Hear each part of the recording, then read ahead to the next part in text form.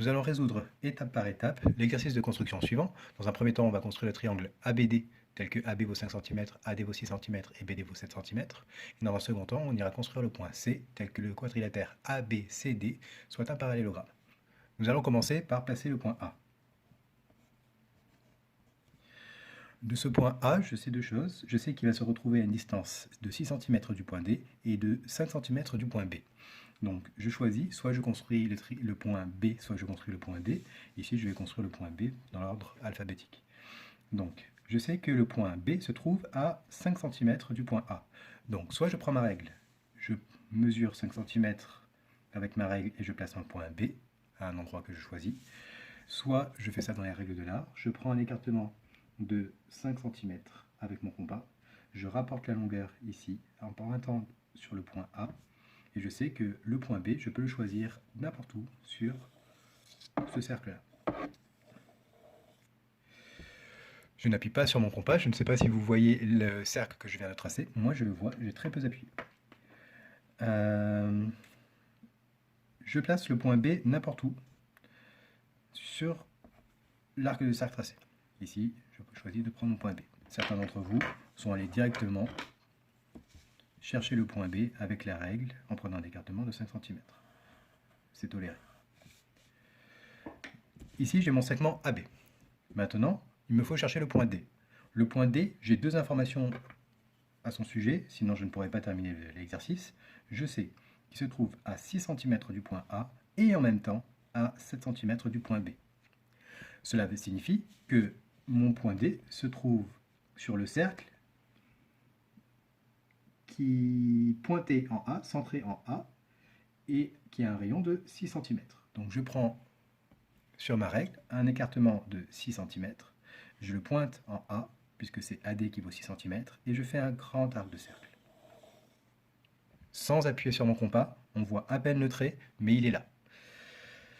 Maintenant, je vais m'occuper de la distance BD. Je prends un écartement de 7 cm sur ma règle, je pointe mon compas en B, et je vais regarder où intersecte l'arc de cercle de mon compas avec le dernier arc de cercle tracé, celui qui était centré en A. Il y a deux points d'intersection, ici et par ici. Je choisis l'un des deux, en fonction de là où le triangle sera le mieux placé sur la feuille. Ici, à l'intersection de mes deux arcs de cercle, se trouve le point D recherché. Il est à 7 cm du point B et en même temps à 6 cm du point A. Je termine la construction de mon triangle, puisqu'on me demande bien de construire un triangle et non pas un point ici. Donc, je trace les côtés AD et BD. Sans appuyer sur mon crayon, le triangle apparaît. Le dessin est propre. Il y a les arcs de cercle de construction. C'est précis. Tout y est. Nous allons maintenant passer à la question 2 de l'exercice, qui est de construire le point C tel que ABCD soit un parallélogramme. On va prendre un petit peu de temps pour réfléchir à ce qui va se passer, à ce que l'on cherche à obtenir. On cherche un point C tel que le quadrilatère ABCD soit un parallélogramme.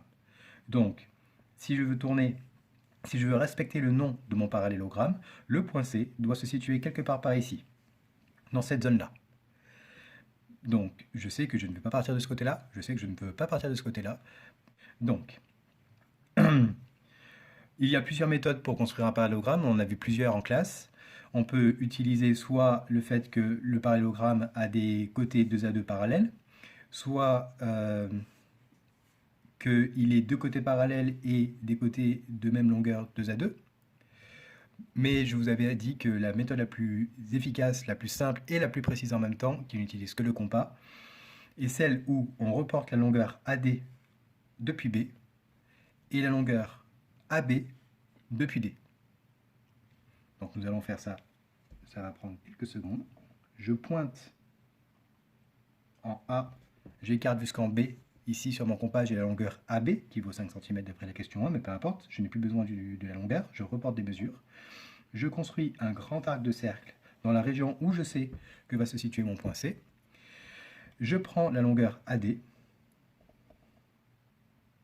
Sans me soucier de combien elle vaut, je la reporte à partir de B.